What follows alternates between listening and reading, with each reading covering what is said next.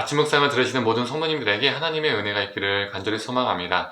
오늘 본문을 보면 24장에 이어서 다윗이 사울을 죽일 수 있었으나 죽이지 않은 것이 이 사건이 또 한 번 등장하게 되죠. 사울은 이전에 용변을 볼 때에 다윗이 살려준 것을 알고 하나님이 다윗을 이스라엘 왕으로 세우셨음을 인정하게 되죠. 그런데 이번에 또 10사람들이 다윗의 위치를 밀고 합니다. 두 번이나 잃은 것이죠.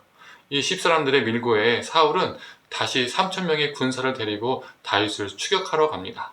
자신이 다윗을 차기 왕으로 인정하고 그걸 받아들였던 것이 정말 휴지 조각이 된 겁니다. 잊어버린 겁니다. 사람들의 말에 쉽게 흔들리는 사울의 모습을 볼 수가 있죠. 저는 이 모습을 방향성 없는 자의 모습이라 표현하고 싶습니다. 사울은 자신의 인생이 어디로 가는지도 모른 채 그저 다윗 쫓기에만 급급했습니다.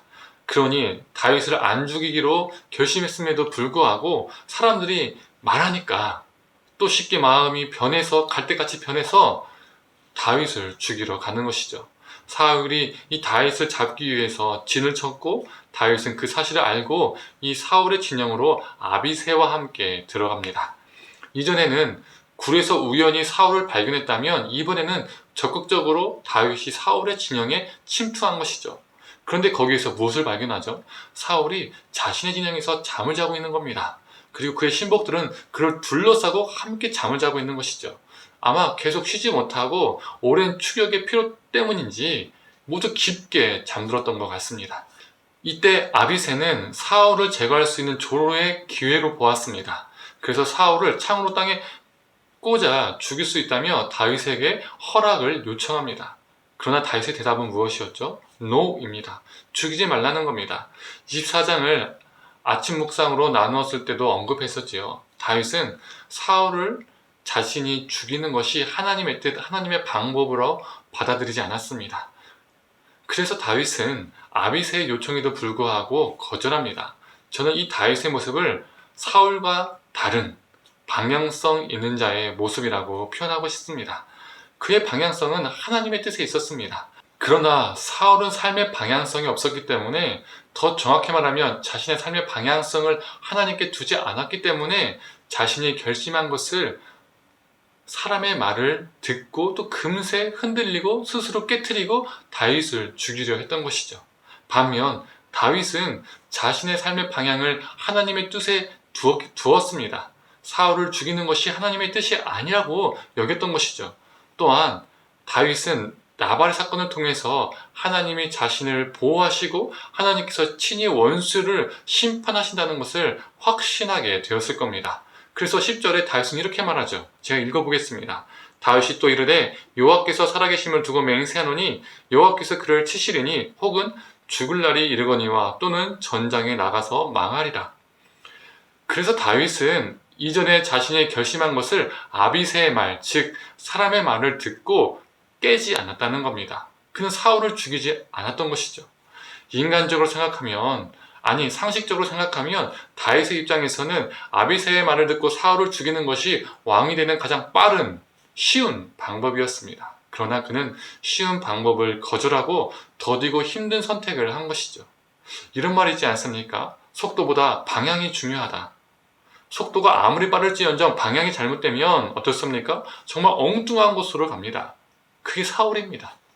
하지만 더디고 힘들지만 하나님의 뜻에 방향을 두면 바르게 가고 목적지에 다다를 수 있습니다. 그게 바로 다윗입니다.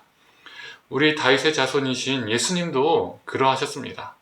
자신을 의심하거나 적대하는 이들에게 그들이 원하는 방식으로 자신이 하나님의 아들임을 더 확실하게 보여주실 수 있었습니다. 그들이 원하는 것은 무엇이었습니까? 로마가 망하고 이스라엘이 우뚝 서는 것이었습니다. 예수님이 가진 권능으로 천군 천사를 불러서 로마 군대를 다 전멸시키고 자신이 왕이 되실 수도 있었습니다. 그게 쉽게 그리고 빠르게 왕이 되는 방법입니다. 하지만 그건 하나님 아버지의 뜻이 아니었습니다. 우리 예수님은 하나님의 뜻을 따라서 더디고 어려운 길을 걸으셨습니다. 바로 십자가의 길이셨습니다. 그리고 그 십자가에서 우리를 구원하시기 위해서 죽으셨습니다. 우리 예수님은 죽기까지 삶의 방향을 하나님께 두었습니다. 사랑하는 성도님들, 우리 삶의 방향도 우리 탐욕이 아니라 이 땅에 헛된 것이 아니라 오직 하나님의 뜻이 되기를 간절히 원합니다. 좀 더딜지라도 좀 힘들지라도 그 방향이 어긋나지 않고 오직 하나님의 뜻을 쫓아 하나님의 역사를 경험하며 살아가는 저와 성도님들 되기를 간절히 축원합니다. 함께 기도하겠습니다.